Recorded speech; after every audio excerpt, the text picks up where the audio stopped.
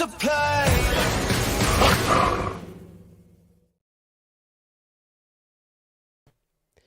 How's it going, guys? Welcome to the first episode of our new podcast, the Wolfpack Podcast Live. My name's Dan, and we've got a lovely panel below ready to join in as well, which is going to be a lot of fun. If you're just joining us, please get involved with some comments. I know that we are all raring to hear what you guys have got to say about the last couple of games. And just get involved. So, our first guest is the person you've seen lots of times. He does our match previews. His name is John. What's up, John? How you doing? How's it going, mate? Good. So if you guys are new to the YouTube, John does our match previews. He also updates you all the time on Twitter with all of the new match, any news, basically, don't you, John? Yeah. Any transfer news, anything like that, anything related to the club, anything that we can share out, I tweet you. Nice one. And our next guest is Dan C.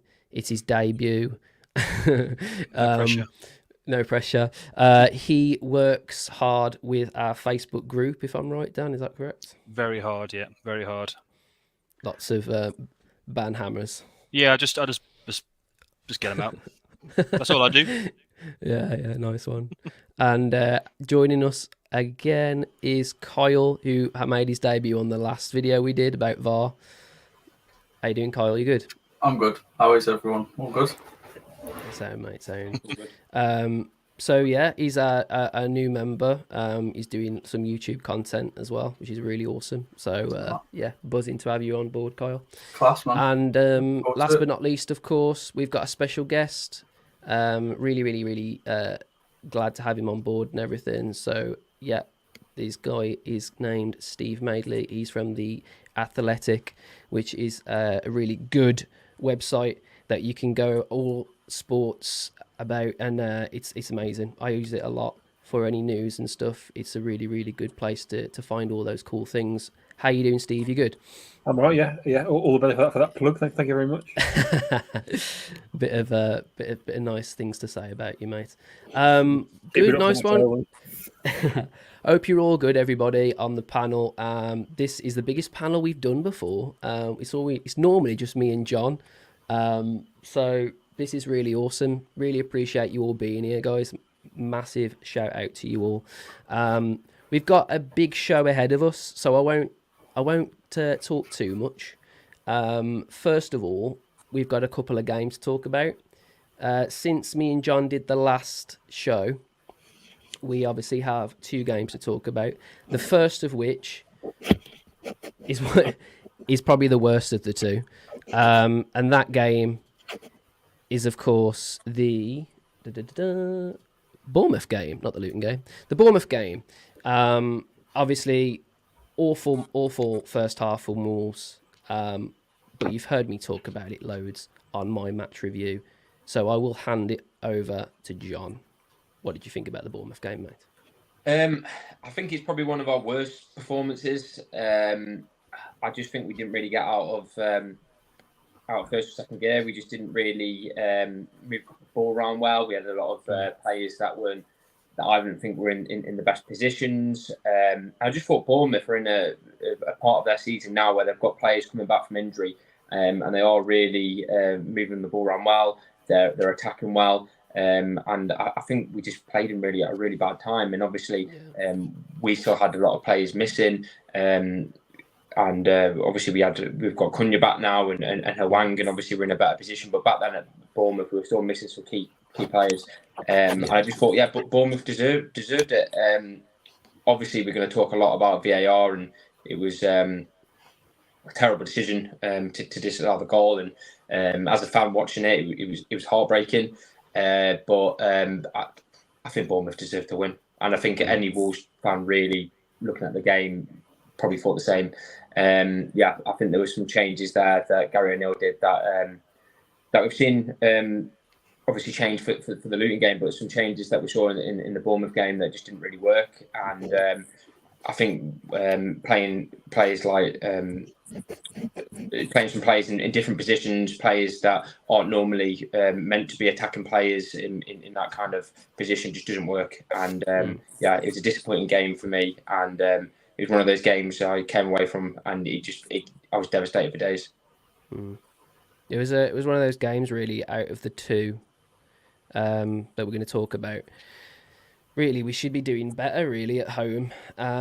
I know we've been plagued with injury, but we had a few players coming back as well. And I was quite positive when I saw, he was available. But unfortunately, it was one of those games really where not a lot went for Wolves, of course, with decisions. But I mean, like you said, Bournemouth just played really well, didn't they, Dan? What do you think, Dan? Dan? You good? I think Bournemouth deserved it, certainly. Yeah. Can you hear me? Yeah, we can hear you. Sorry. Yeah. So, oh, sorry. There's a bit of a delay. Sorry. Great debut. No, you're all right.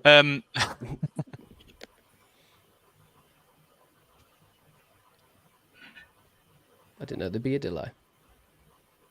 Right, I'm going to talk now. Don't worry about it. Okay. The frustration for me throughout the whole game was the passing. Just passing the ball between the players. Bournemouth put pressure on definitely, and Bournemouth deserved to win. But we couldn't seem to pass 2 or 3 passes together. And it was just really frustrating. And that was my overarching feeling from that. It was a shame about their goal at the end, but we didn't deserve it, to be honest. And that was it. I mean, the other thing was when they brought Doherty on, I thought, why? Because in the previous game, I thought he had a really bad game. But actually, he turned out to be one of the better players on the pitch, so that was a positive for me for that. Yeah. Cool. Anything else you want to add, Dan, before we carry on?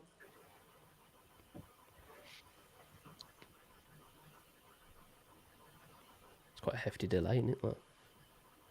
Yeah, if everyone's good, I'm good to go. Jump in on that. Go on, Kyle. I completely agree, honestly, with what the lads have said. I think Bournemouth definitely deserved to win that game. As much as I hate to say it. I'm like Carly with the facts and stuff about VAR and all of the match facts and things like that. I think before we deep dive into VAR and have that discussion, I think it's important to highlight the facts of the game. We had 63% possession to their 37%. And I think when you've got nearly 70% possession in a game, you've got to be doing better. You've got to be creating more chances. I mean, we created 15 shots, but then we only have 4 on target.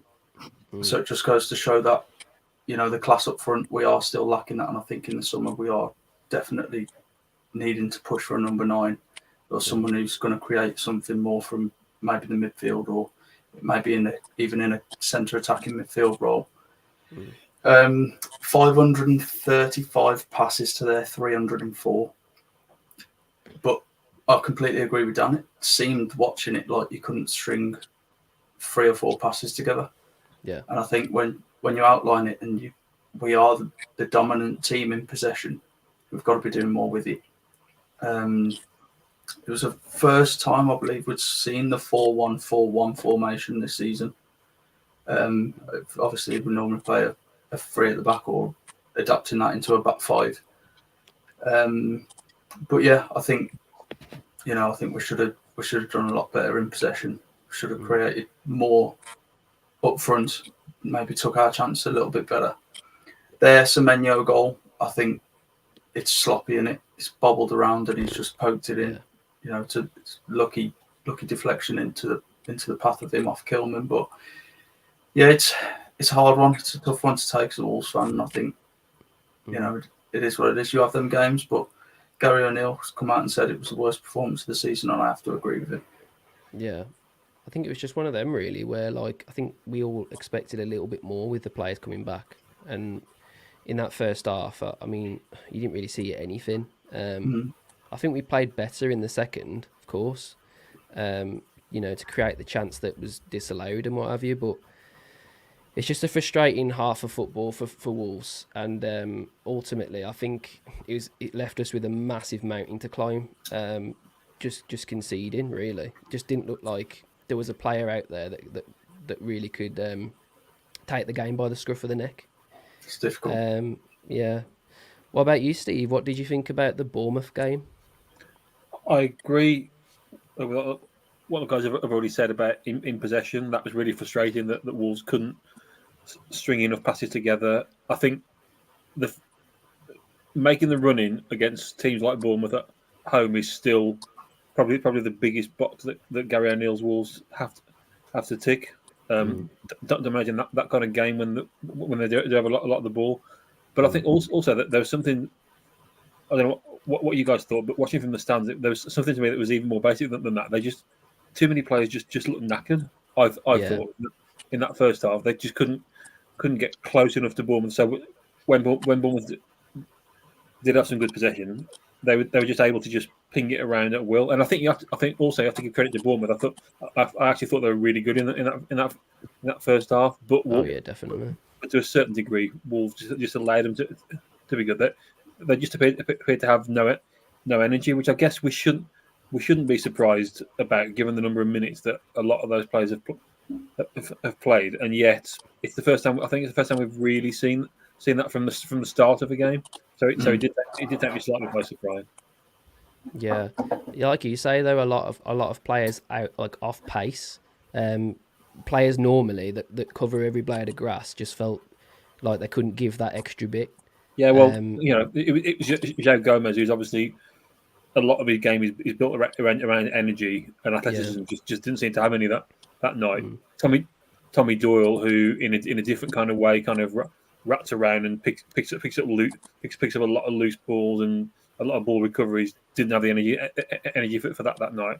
I felt a bit for Mario Lemina, because I thought he was probably the pick of the midfield three in that first half, but he was basically having to do it all on his own, really, because Doyle and Gomez both had their worst 45 minutes of the season, and there were just too many players, weren't there, collectively having an off night in that first half. And it did improve in the second half, but it couldn't really not, could it?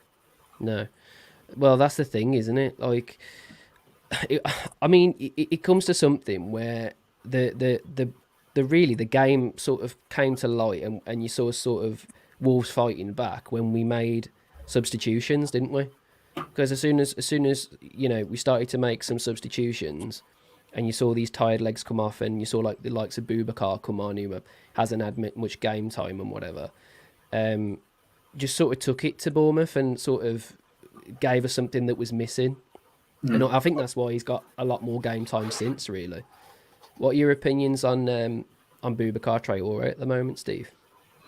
Well, actually, a fairly timely question, because I've actually written a piece about him, which is going out tomorrow morning. Nice one. And I think he's had a really frustrating Wolves career, hasn't he? Like, it's hard to believe he's been at Wolves almost 2 years now, and he hasn't really had a run of games. I'll have to check, but I'd be surprised if he started more than a couple of games in a row for Wolves. He's had niggling injuries. He's had players ahead of him. Obviously, last season he had Neves and Matinho, and then Lemina, and then this season he's had Lemina and Gomez. And then when he kind of, before we went away to AFCON, he was kind of vying with Tommy Doyle for that kind of first understudy role, and then Doyle did so well in that period that Doyle kind of nailed that position down as well. So he kind of came back from AFCON, didn't he, as fourth choice. And I think we can all see kind of what his strengths are and what his weaknesses are at the moment. He's probably the most athletic midfielder that Wolves have got. He's probably able to cover ground better than any of the other three. Yes, he does need to tidy up a few little things in possession. Like, he's a funny player in possession, isn't he? That he can do some brilliant things in possession, and then the next minute he'll just kind of mislay a 5-yard pass that would be easy. But to be honest, I think the biggest progression he needs to make is just to play a few games in a row and just get into some kind of rhythm, and that's obviously something that's only partially in his control. Yeah, definitely. And I think he's been getting that, really, hasn't he? You saw him against, obviously, the game we're going to talk about in a minute at Luton, and probably one of the best players, really, to be fair. I gave him a huge rating when I did my match review. I thought he was just one of those players that we've been really missing. Like I just said, he just covers every blade of grass, and especially when Cunha went off injured, all that time ago, we are very much a team that has runners that get us up the pitch. And when Cunha got injured, it felt like Gary was trying to find solutions to that. And you've seen Boubacar kind of give that now.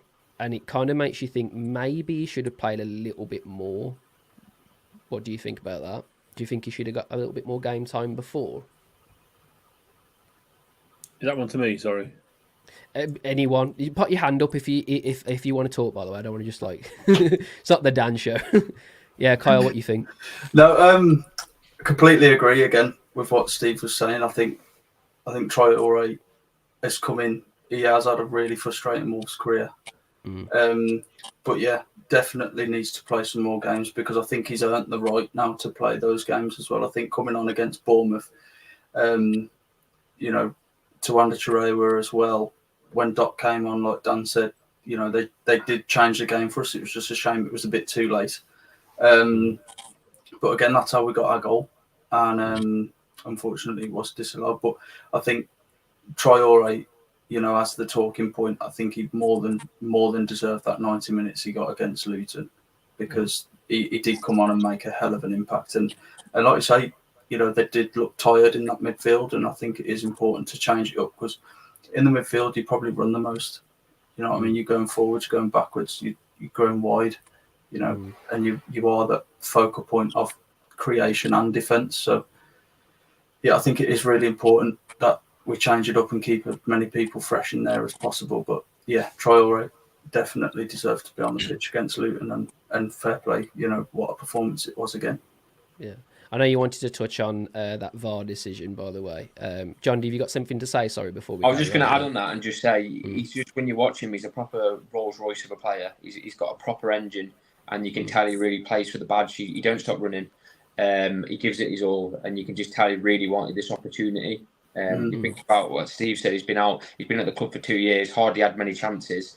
You can tell he was just doing everything he could just to impress the coaches, impress the fans, and you can see that on the pitch. And you can look at his ball recovery. He's actually he's really good at just picking up the ball, winning it back, running up the pitch with it. He's a great player, and if you think back at before we signed him, he was getting linked to some big clubs like Tottenham and stuff, and that was all data led because his stats were so good in that league for his age. I think back then, I think he's 22 now, but I think they were doing stats like under 21s midfielders, and he just had great stats for recoveries and stuff like that. So yeah, he's definitely a player that you can tell now a few errors, a few faults in his game have been kind of ironed out a little bit. He was very, very raw. He's still raw now, but he was a lot. When we saw him, he was very raw, and you can see that now the coaching staff have been working on that, and you can see that now in his recent performances.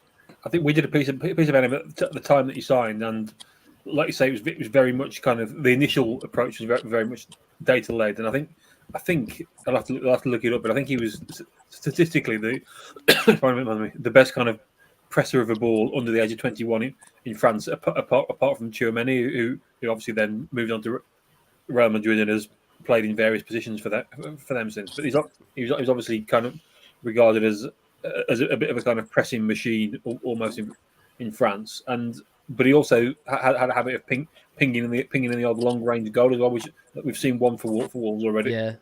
He got a goal this season, didn't he, in the French league? It was a crazy goal. But I think he's got a big 3 game coming up now. I mean, he'll almost certainly be involved again on Saturday because Doyle's obviously unavailable to play against Man City, and then he's got 2 more games. We don't know for sure what shape the Wolves squad are going to have next season. We think they're going to take up the option on Tommy Doyle. It would be ridiculous if they didn't, given the low kind of purchase price.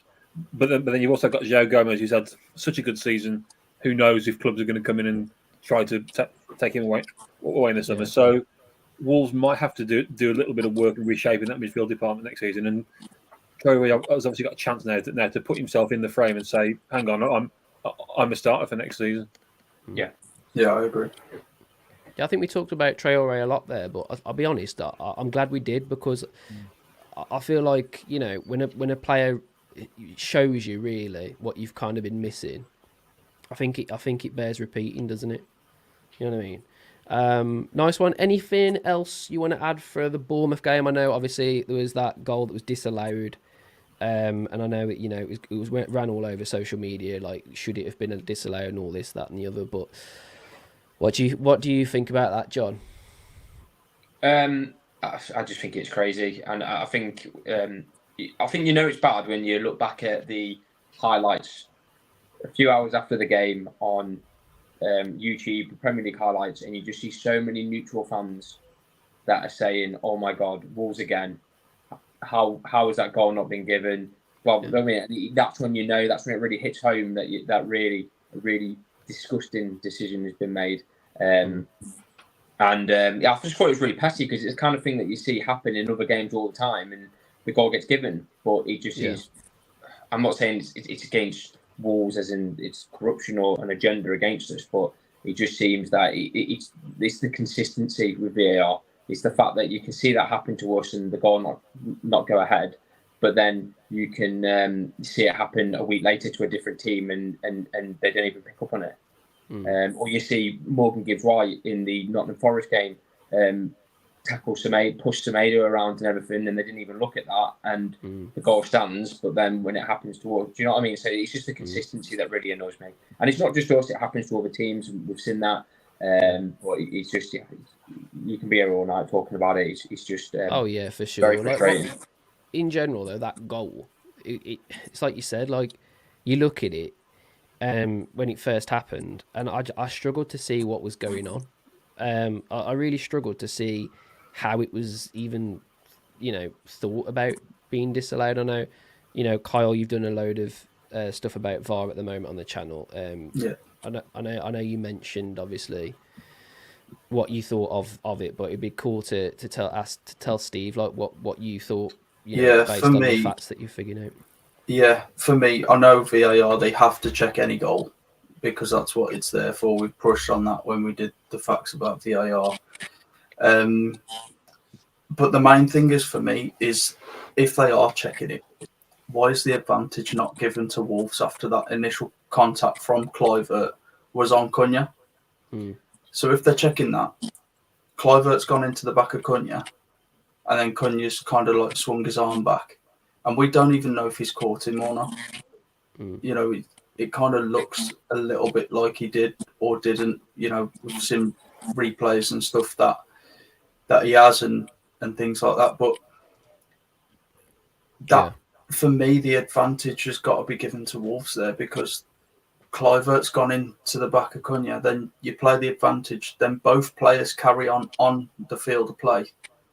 The ball gets played out to Doherty. Kluivert then closes Doherty down before he passes it to Semedo for swinging it into Hwang and Hwang heading it home. But I just think it's completely bizarre, to be honest. We've deep dived into VAR and things on the last video, but it just baffles me, that one. It really, really baffles me. Normally I can sympathise and I can, look at it and go, okay, this is what they're checking there. But if you are checking that individual incident in depth, you've either got to give an advantage to Wolves or nothing.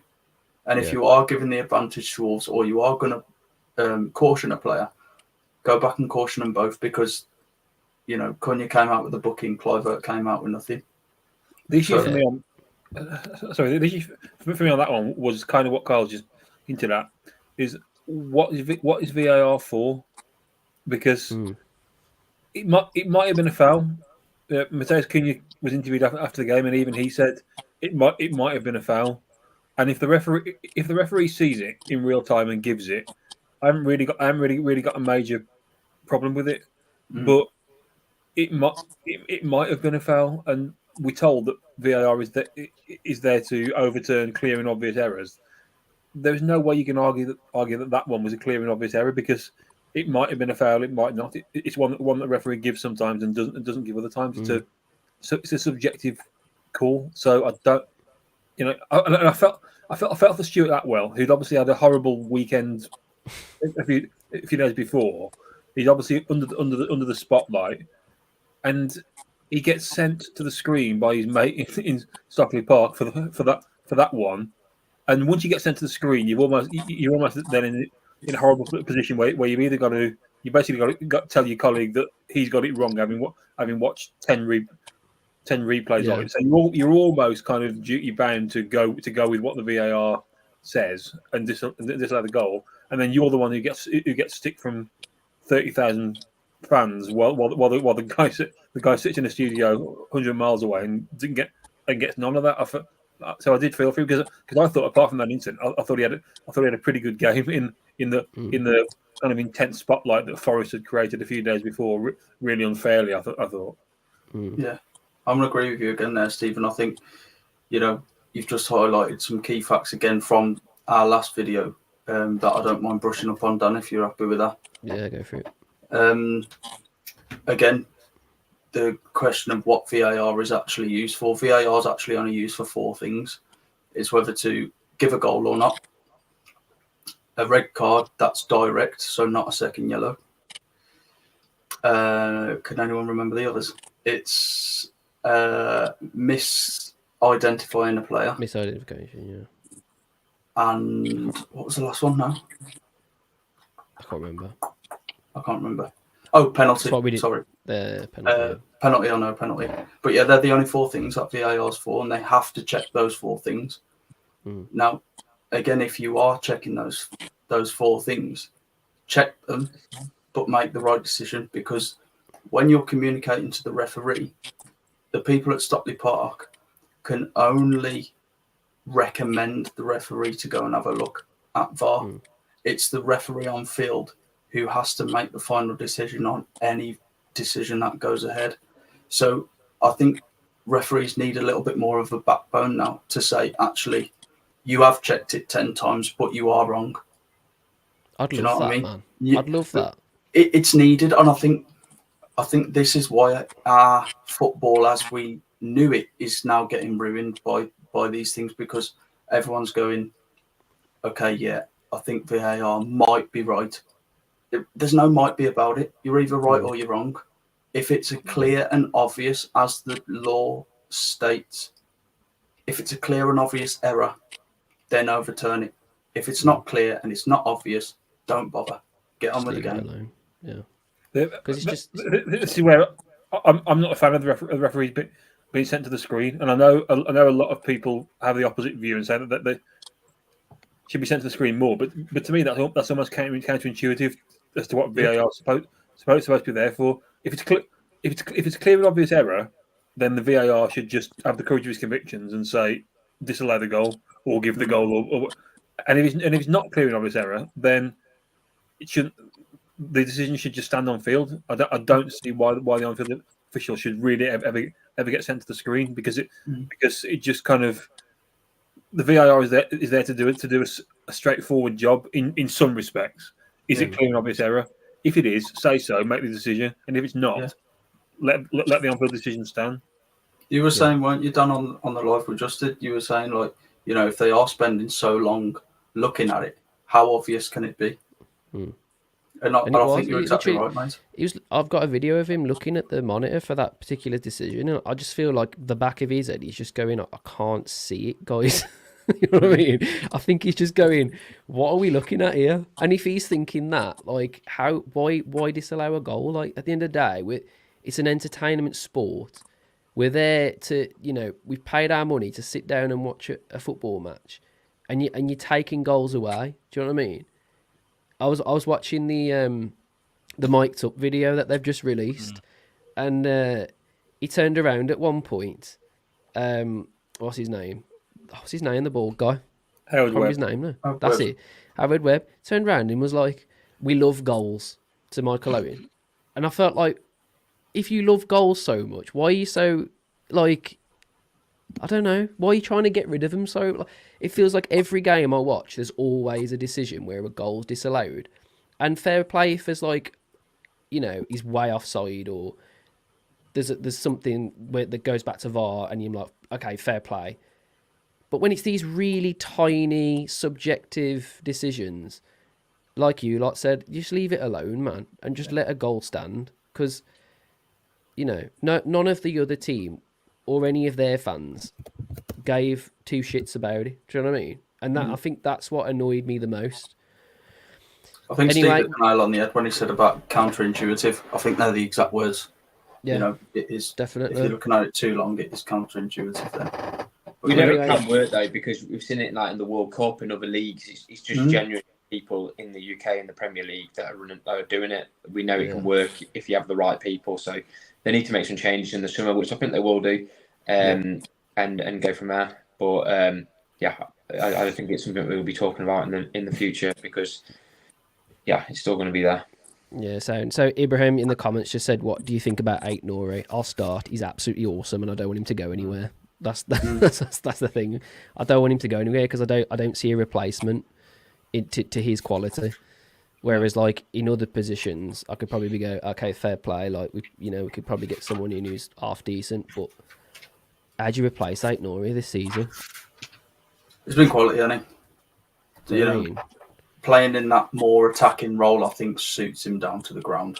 I think he's such a heads up, look forward kind of player that we actually forget he's a left back. Like, he's creating so many chances further up the field. He can almost play as like a left midfielder, and then adapting that midfield five where he has had the chance to play as a left midfielder, I think it's just shone even more. So, I'll nice one. Well. I'm going to move on to the Luton game. I don't want us to run out of time. So the Luton game that came after, obviously another game really that Wolves should be at least getting a point from. That's how I went into it. I just wanted something from the game, after that Bournemouth result and everything. But it ended 2-1 to Wolves, and it was a good performance in the first half, but I thought in the second half you saw Wolves of old that just really liked, enjoyed it a little bit, played for the fans and that, and I was really happy with that overall performance against Luton. What did you think of that game, John? To be honest, I didn't get a chance to watch it. It was my birthday, so I was out, but I did watch as much as I could on Match of the Day and stuff. And from what I could see, and going back into it, it looked like Lamina was back at his best. He was back in a more position that was more that was better for his style of play. What we saw previously in the season, he was back there. I thought that Semedo had a really good game, and it just shows when you get players like Hwang and Cunha back on the pitch. They work so well together, and I just think the players that we've missed so much. I think everyone had a good game. I can't really think of many people that didn't, and I think Boubacar Traoré was one for me that, from what I could see, like you still see him like reels and videos of what he did in that game, even up to today. He was just a Rolls Royce of a player again, and just his ball recoveries, everything, and he was just a great player. And I think it was an overall really good performance and really good to bounce back and finally get a win. It's nice to see us actually score a couple of goals as well, wasn't it? And go ahead by more than one goal, because it just feels like just recently you score one goal, you're just waiting for the other team to score again. Really, it's like the Forest game, weren't it? Yeah. Where it's back and forth and stuff, and I just liked how we sort of took control of it in that second half. Dan, are you still got a bit of a delay on you, son? Or I'm not sure. I'm too scared to talk. There you are. You're all right. There we are. You replied straight away. Dan, what did you think? Technical adjustments. I watched the second half. I didn't watch all of the first half. It was a great game. Really good. Good to see the players, Ait Nouri, Boubacar, moving the ball forward, which is something that we seem to struggle with without those guys in the team.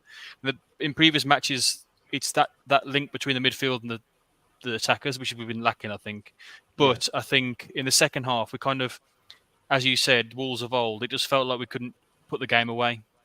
We just they had to let us have that last 10-15 minutes of stress, because when they scored, I thought that's it, because they're going to score again, because that's the way it goes. But I'd like a third goal before they scored. But just Boubacar Traoré, great player. Just when he first came along, I thought he's a walking yellow card. He's just kicking everybody. He's doing all this stuff. But now, when you see him, the strides he makes to go up the pitch is just unbelievable. And he's not afraid to have a shot either, which I respect. So yeah. It's nice to see Hwang scoring as well, wasn't it, Steve? I thought Hwang made a huge difference, and not because I think Wolves have got some real potential Premier League stars in the team. You look at Neto, Gomez, Ait-Nouri. I don't think Hwang's one of them. I think Hwang is a solid, dependable Premier League forward. Mm-hmm. But just having one of them is a big step up from what Wolves had in the previous 6 or 7 games, and just his movement and his pace just stretches the game and just allows everyone else to do more of what they do best. So I thought having him back in the team was huge. I don't think it was Wolves back to their best that we've seen at other stages in the season, but against a Luton team who I thought were actually really poor on the night and kind of showed you why they are where they are in the league. I thought it was Wolves significantly improved from the previous few games and more than good enough. And 2-1 was quite flattering. I thought for Luton, because it was a fairly even game up until Wolves got the opening goal, and from that point on, it was pretty much one way traffic really. And on another night, Wolves scored another couple and put that game to bed. So the last 10 minutes were a lot more tense than they should have been. Because I think once Luton got the goal back, I think everyone kind of knew, just for the kind of the feeling of the season, what a big game it was. Because you don't want to end the season as encouraging as this one's been on the back of a 12-game winless run, which could easily have happened if they hadn't gone on and won that game. So understandably, it was tense. But I think ultimately Wolves were more than good enough on the day to see off a fairly poor Luton team. Mm. Yeah, I really don't. I didn't want Luton. Well, I don't want Luton to go down. I'm saying that like they're going down. I don't really want Luton to go down because I think they've surprised quite a few people really with some of the results they've managed to get, and some of the players that they've got as well. They've been pretty savvy really with how they've set up and been able to play their games. I haven't thought at any point watching Luton, they're like the worst team I've seen, in the Premier League and whatever. And I think a lot of people thought that was going to be the case. So I thought that as soon as they scored, their confidence grew, and it's one of them. When you're a team down there fighting, if you get any little bit from a game where really you haven't really had anything from, it just absolutely just gives you an extra bit, doesn't it? And I think Wolves a little struggled to deal with that bit of pressure, if I'm honest. But just like I said, scoring 2 goals, we've touched on Hwang a little bit. Totti gets the second one.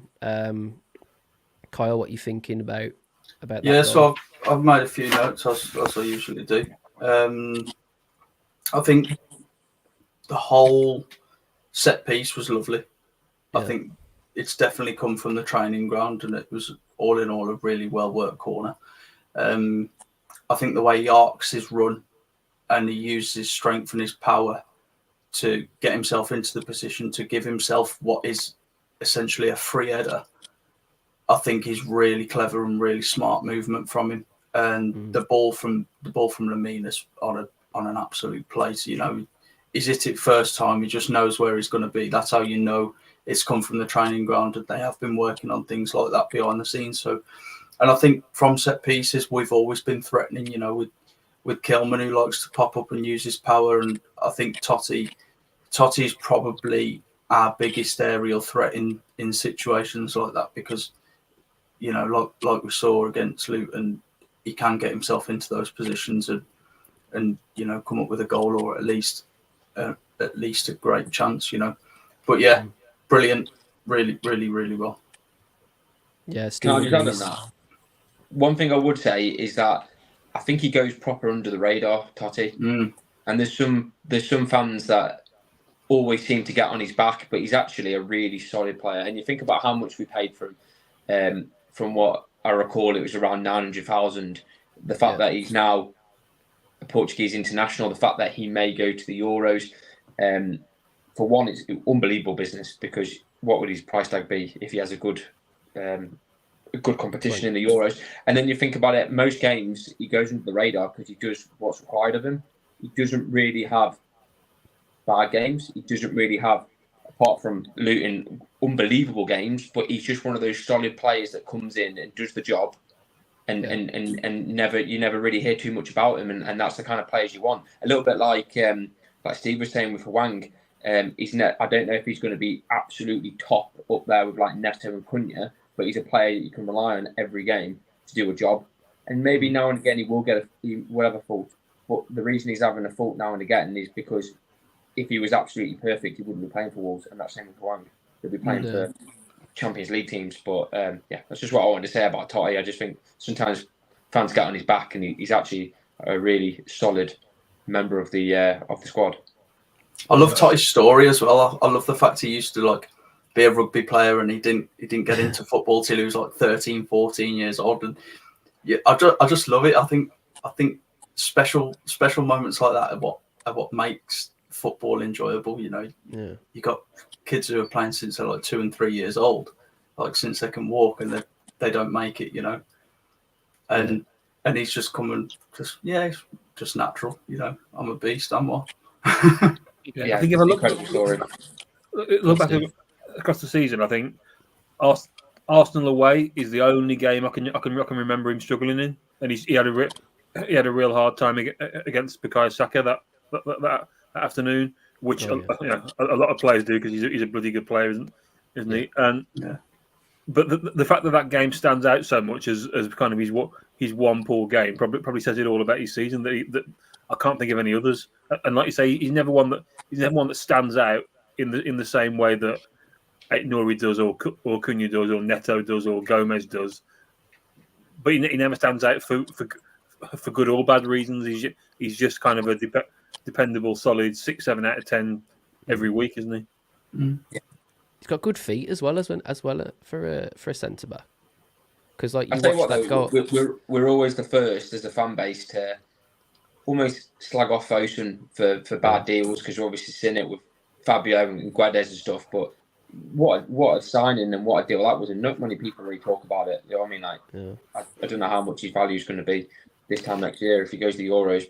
But yeah, great bit. I think the system that Gary O'Neill's played this season as well has demanded a lot of him tactically. He's had to really kind of think his way through games, because he doesn't play always as a left-sided centre-back. He plays kind of half left-sided centre-back, half left-back, quite often kind of semi man marking someone. So we saw it the Man City game. He basically man marked Phil Foden a lot of the time. So that's a complicated tactical role, and he just hasn't really struggled with it at all. He's just taken it all on board and just executed it pretty much flawlessly, I think. Yeah. Leo in the comments says he's got that top quality now, and when big clubs knock in for your players, the club need to discuss thoroughly on what the next move is. What's your plan for the next year or the next 3 years? 3 years could be the time we're winning trophies. If the team is to qualify, if the team with this quality can keep or better their form this season. Yeah, to be fair, I think we're seeing that though. We're seeing players under Gary O'Neill just get better, and I feel like he's done that practically across the board with some players that a lot of players would have wouldn't get into any team, and Gary O'Neill's put most of these on the map now, where there's other teams looking at them, especially Nori, stuff like that. John, carry on. What I'd say is you can tell he's a proper coach. You can see that when you see the videos of him on the training ground. We got a bit more of a glimpse of that, which I don't think maybe he was meant to do, or if it went down too well. But on Monday Night Football, when you saw in depth about how he is as a coach on the field, and I think we also see Wolves getting linked to a lot of players that not as good as maybe they would want. But then you've got to think to yourself, if we get so and so in from this club, how do you know he's going to be the same player at Wolves? Because you can see now with what he's doing with like Boubacar Traore, you can see now with what he's done with Max Kilman, you see now with what he's done with Semedo. A couple of seasons ago, a year ago, Semedo was still making mistakes, but now you hardly ever see it. So it just shows you can't rule out whatever player Wolves gets in until you let Gary have 3, 4, 5 months coaching him, because he can change. Look at the numbers Hwang's getting now compared to last season. He's in 11 goals now, I think. Yeah, Hwang. 11, It just shows. So I'm just saying he's a really good coach, and it's going to be really exciting, whatever players we get in, of how much they can be developed under him. Definitely. I mean, we are going to talk about Gary O'Neill and obviously how we've been able to play under him and how we've been this season. But is there anything else you guys want to add to the Luton performance? The Morris goal, their goal. Yeah, go on. Why didn't we see if that corner taker was offside or not? Yeah, it did look a bit weird, didn't it, when it first happened? It's just that just does not sit right with me. I looked at it at the time and I thought, is he not off? But it was never shown. It didn't seem to get checked. The only thing I can think of is that it was silent checked, which is a thing that VAR do when they don't, consult the referee, or, if he has come back into a clearly onside position, then they don't need to draw the lines and things like that. So a silent check is something that could have happened behind the scenes and the goal just gets waved, but they would have definitely checked it. But yeah, it was very odd, and I think, like we said, we fell asleep almost, and it was a bit of another sloppy goal to concede, really. And I just think, I don't know. It seems like one of the goals that maybe, I don't know, would have gone in if you had someone like Dawson in the squad, because I think he really he would always shout at the back line and get everyone in the right position. And I think that's where there's a little bit of experience you're missing. And hopefully next season, when we get Dawson back, fingers crossed, from what we've heard, everything went well with his operation. Getting someone like that experience back in, that can really help with the back line. I think there's that little point now, 70, 80, 90 minutes, where they can just switch off a little bit. They just need someone in the air. A little bit like what Connor Cody used to do. Yeah, definitely. Anything else you guys want to say about that Luton game? That's it for me. Cool. Steve, the next thing I want to talk about is basically your views of the season so far. Well, probably the same as most Wolves fans. I think that it's massively exceeded what I expected at the start of the season. I mean, like last season was my first season covering Wolves on a full-time basis, and I enjoyed it because they're a good club to deal with, and it's kind of my. I live just around the corner from the training grounds, so it's really handy from a logistical point of view. But it was bloody hard work, wasn't it? Even when Lopetegui came in and did a fantastic job in terms of points per game, getting them out of trouble, it wasn't particularly enjoyable, was it? No, With the exception of a couple of games, I enjoyed Chelsea at home. I enjoyed the Liverpool game. I kind of enjoyed Southampton away just for the kind of battling quality of it. But generally, it was a slog, and they got the points they needed, and fair play to them for doing it. And they ended up staying up quite comfortably, which was a hell of a job from Lopetegui. But this season has just been totally different. Kept the fish. No, the last 4 or 5 games have been slightly hard work because we can kind of see that the season's fading out, which none of us wanted to happen. But up until then, it's just been a really, really enjoyable season. That they've played good football. They've entertained. They've played with a tempo and energy in and out of possession, and it just felt like we kind of seen the emergence of a new Wolves team.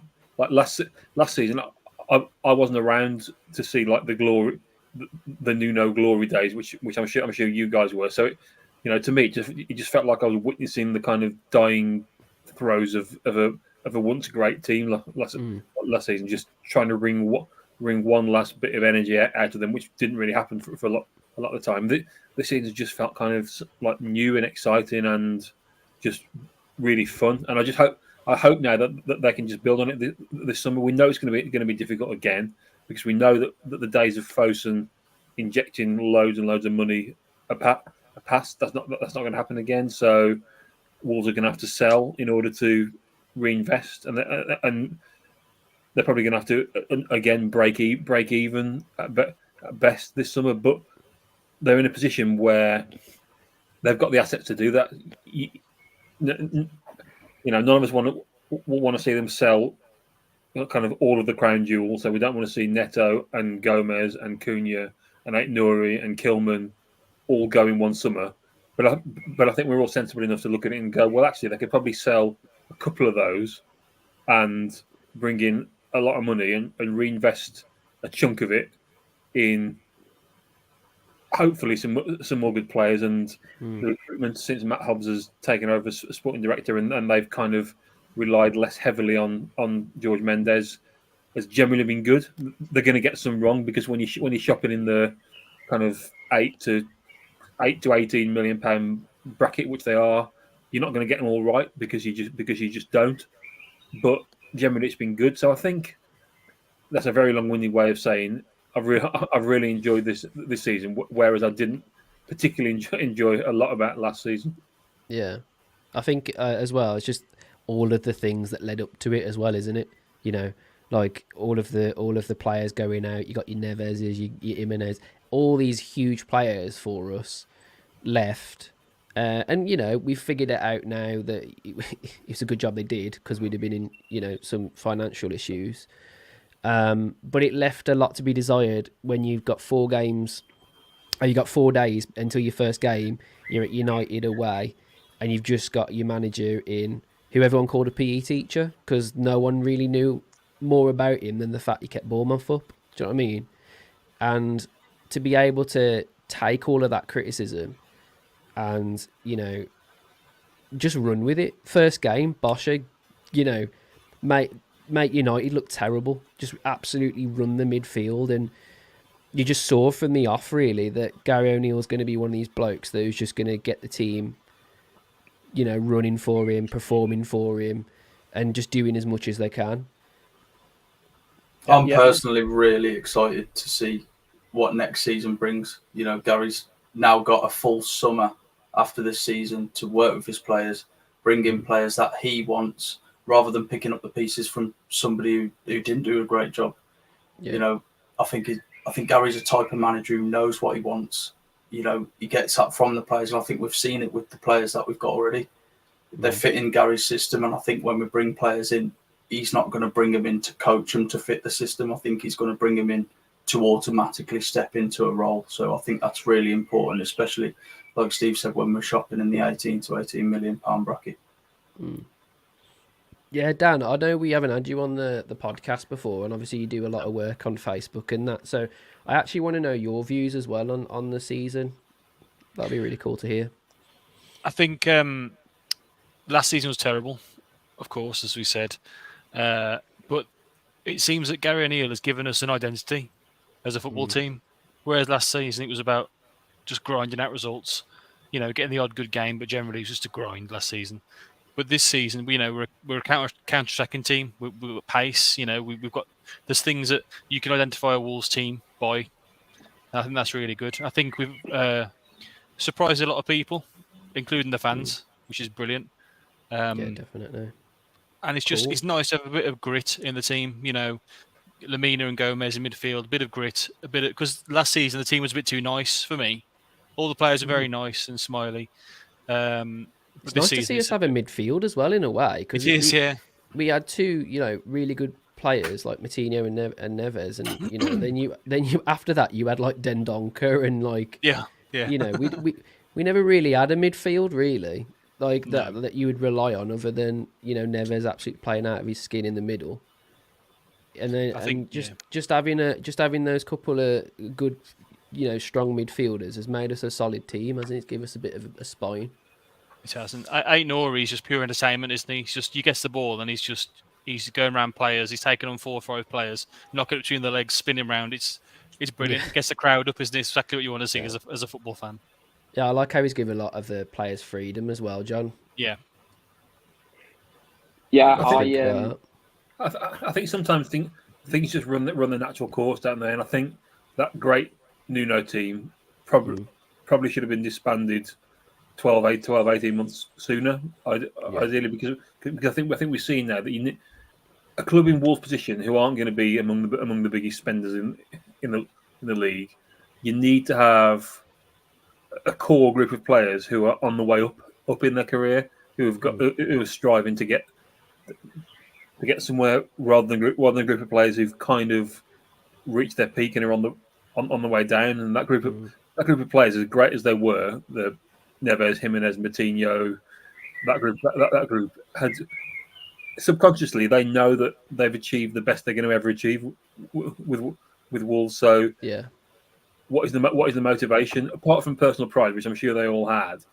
You look at it now. You've got Max Kilman building a career. You've got João Gomez building a career. You've got Mateus Cunha building a career. You've got Pedro Neto building a career. You've got Ait-Nouri, who's probably been the revelation of the whole season because he just looks so much fitter, and that's the big thing with him for me. He just looks like more of an athlete this season, and the talent's always been there. But if you can't produce it for more than 60 minutes in a game, then there's a ceiling, and he seems to have smashed through that ceiling this season. And I think with O'Neill, I was thinking about this the other day. You look down the squad. Maybe Hugo Bueno is one who has performed worse this season than he did last season, but I can't think of anyone else. Everyone, and with Hugo, to be fair, he's a young player. That can happen. So I'm sure he'll come again.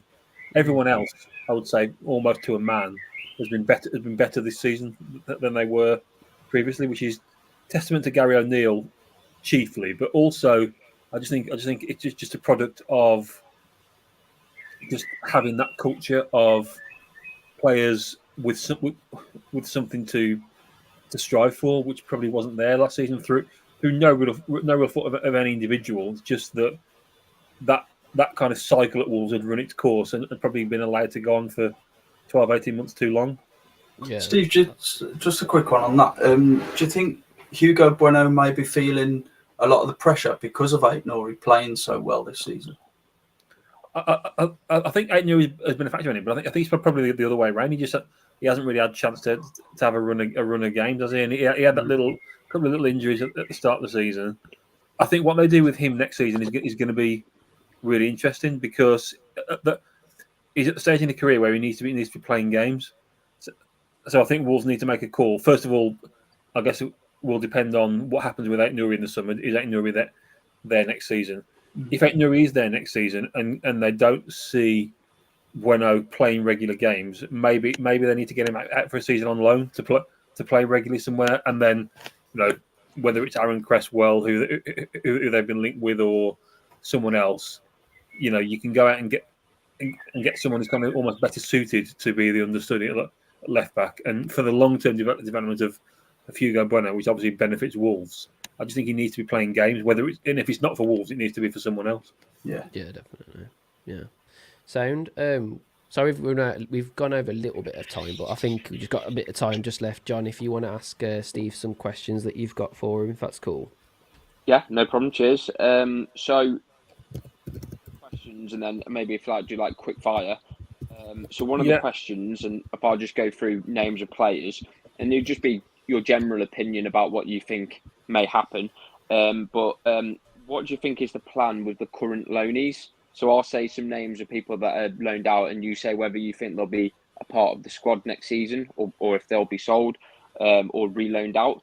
So if I start off with Chiquinho, that's the Portuguese winger that went out on loan. Ooh, that's a tough one. I don't think he'll be sold. I'd be surprised if he was sold. So it then just becomes a judgment call. Do they think he's ready for the Premier League? If so, he'll be part of the squad. If not, then they'll probably give him another year out on loan somewhere. We've been following quite a lot with his progress, and he's actually been doing really well.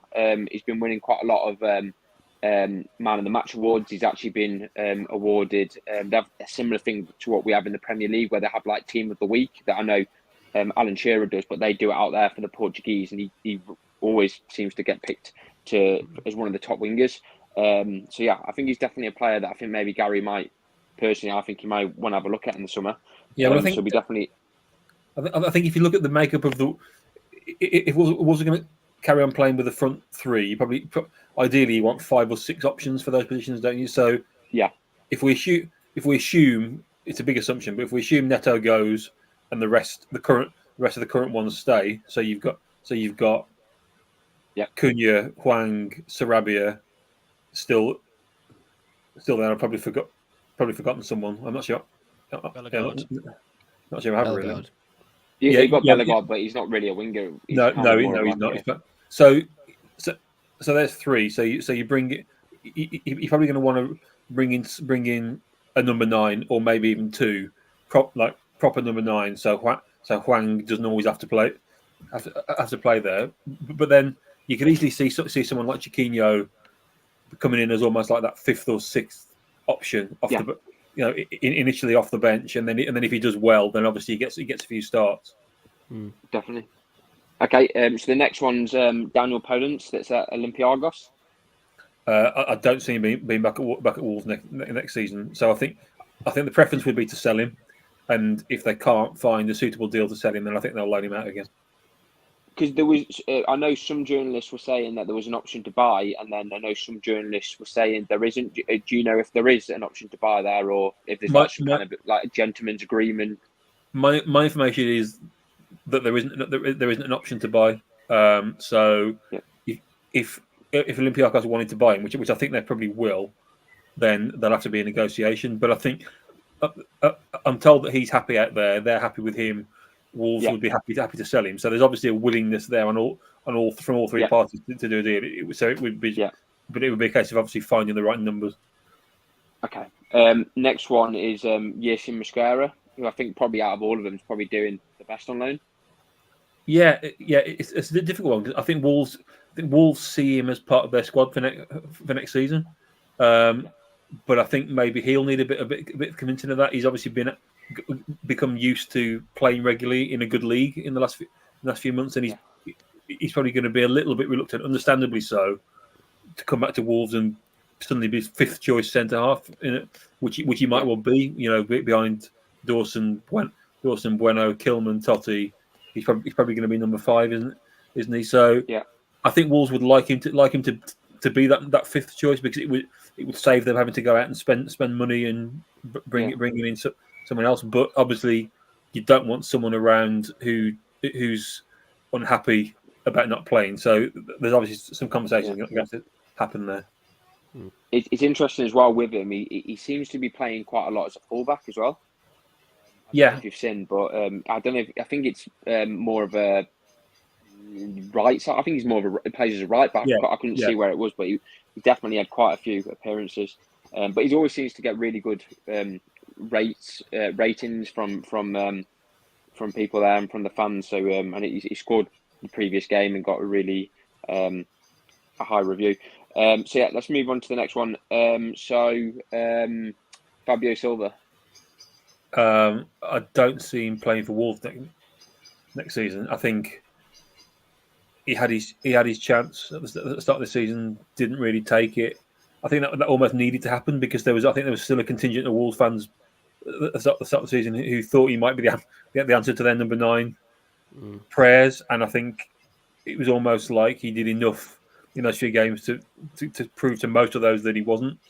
I think the problem is obviously the fee that Wolves paid for him. They're going to really struggle to not make a big loss on him. But I think they're going to want to try to find a way to get him.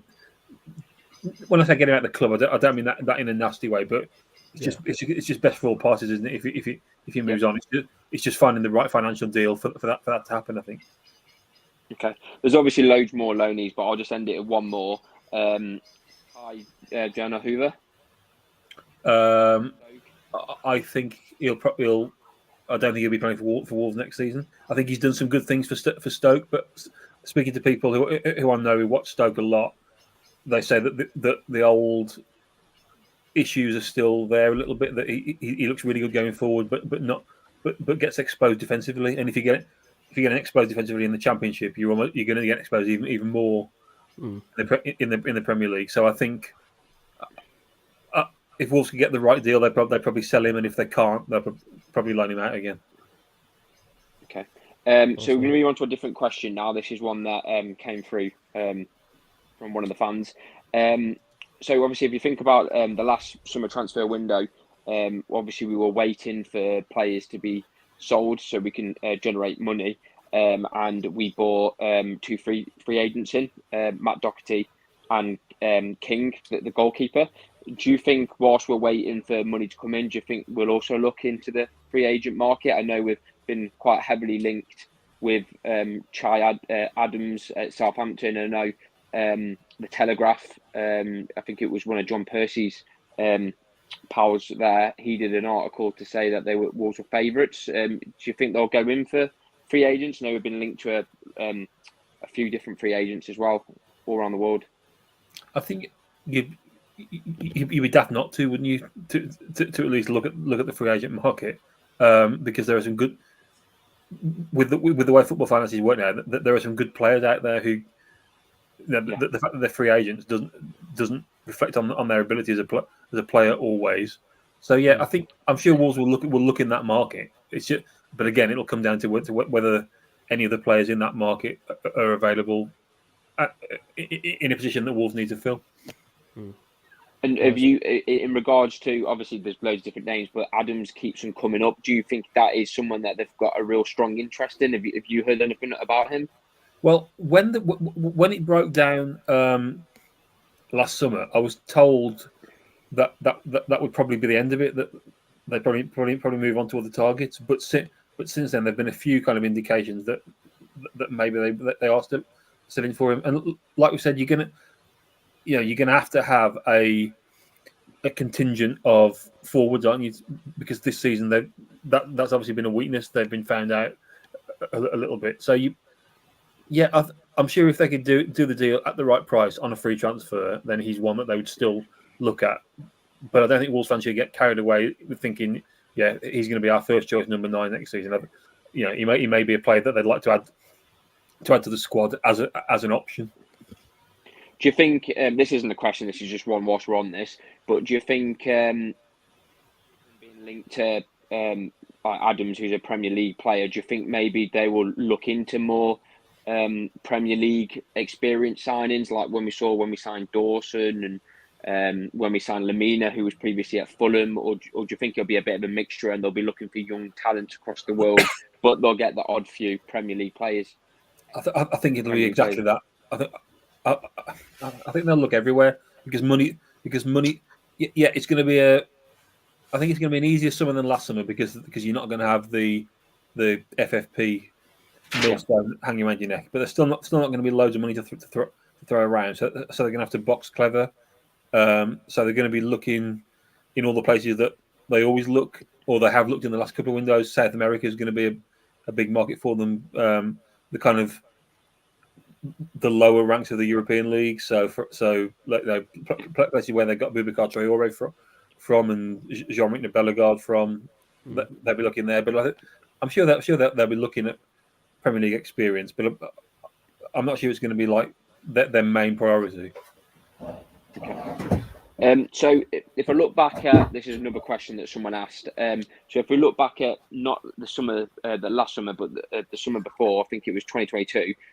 We didn't really, from what I remember, sell any big names. What happens, do you think, in the summer if you get interest in players, but maybe the offers don't meet the valuation from the club, and maybe we don't sell some of these big players, or maybe we sell some of the fringe players, but we don't quite make much money? Do you think there is an opportunity there where Fosun may offer a little bit, or do you think it is completely self-sustainability, and do you think that those purse strings will be really tight from Fosun? I've kind of learned never to be too definitive with Fosun, because in the summer of 2022 we were told that there wasn't money to spend, and then they went out and splashed a load of it out on Guedes and Nunes. So kind of never say never, but everything I'm hearing suggests there's not going to be money injected by Fosun, it's going to be a self-sustaining model, which is not necessarily a bad thing at the moment because Wolves have got saleable assets. The big test comes if Fosun still own the club in 3 or 4 years' time, and you have a summer where Wolves don't have saleable assets, which will happen because it just does in football. So then, kind of that this. I don't think this transfer window will be that difficult because Wolves have got ways of generating cash. Yeah. So this is a question from me, not from John. Can I just interview you, mate?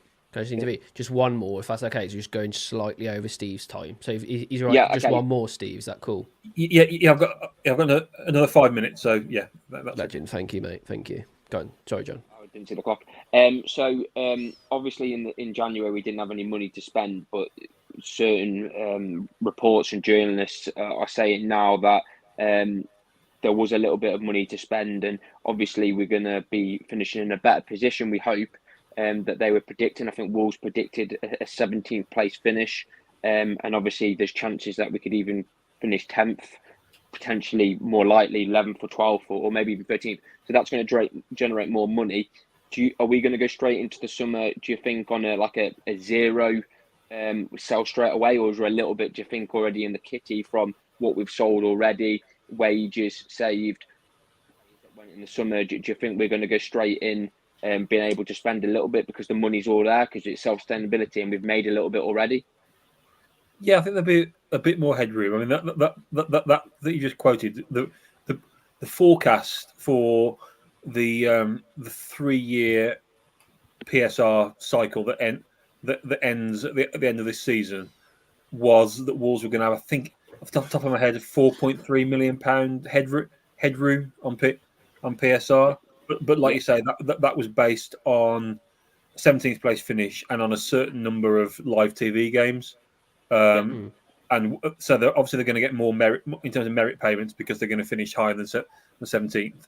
And I think they've had a few more live TV games than they'd bargained for. So there is going to be, it's probably going to be more around the £10 million headroom. But it's not going to be a vast amount of money. They're going to have to be clever. So I don't think you'll see them going out and signing 4 or 5 players until they've sold a couple. Okay, nice. Brilliant. I don't know if anyone's got any other questions. I've got a few more, but I think just one more from me, Steve. Sorry, just one more from me, Steve. With it being such a big topic at the moment, what do you think about the financial changes going ahead at the moment? I'll be honest, I've not read enough about them to have a really strong opinion.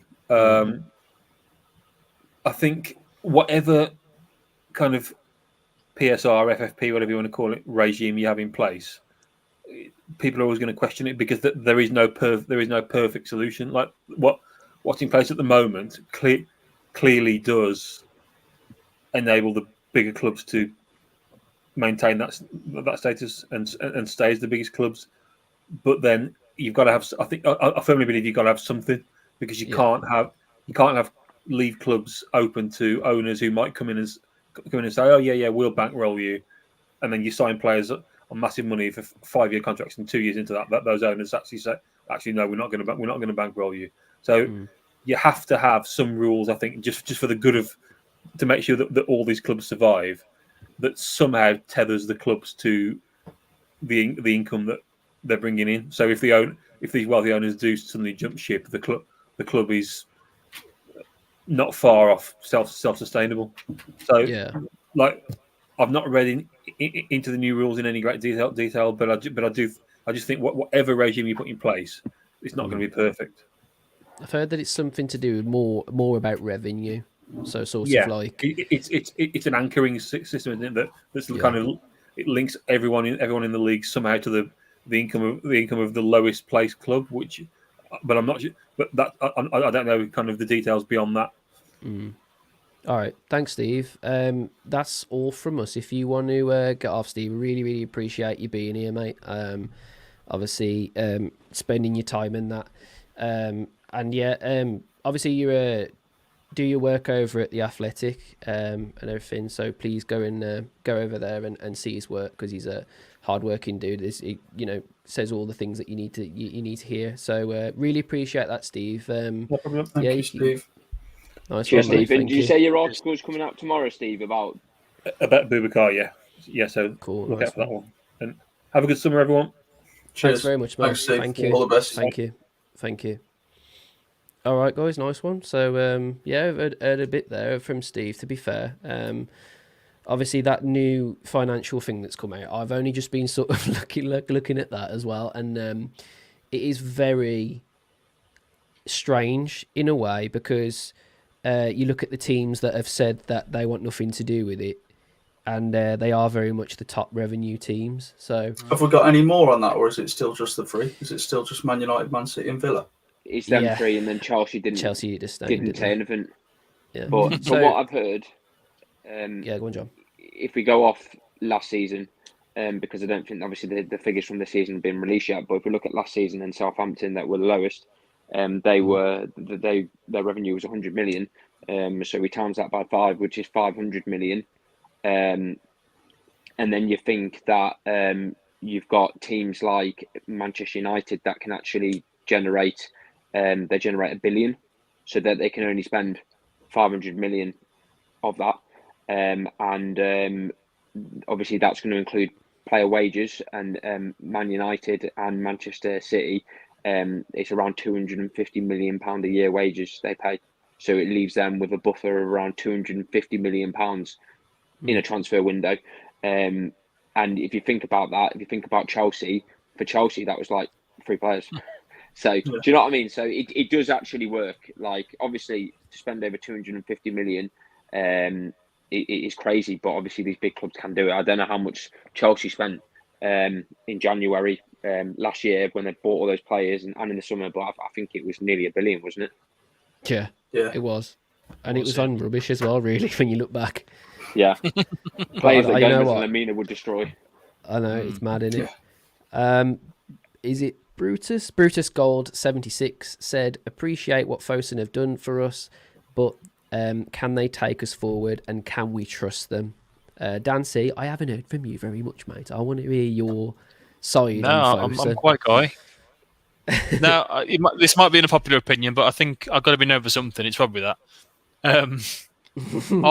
I appreciate Jeff when he wrote that letter in January, was it, when he said there's no money and there's a reason why, and everyone moaned about it, and he was right. He was right. If he hadn't have done that and stamped his feet, we'd have been down with Forest. Yeah, we'd have had a lot of points deductions, by the way, because I looked at how much we'd have been down, and it's worse than Forest. Yeah. So I for one, I think we can trust them. But that's what I think. So they've looked after us this far. There's no saying that what will happen in the future, but after that. Yeah, go on, John. I was just going to say, I hear a lot of fans saying, "Oh, why don't we spend loads of money like clubs like Villa, like Newcastle?" And you look at them now, and I don't know if you know, but they're actually in quite big trouble.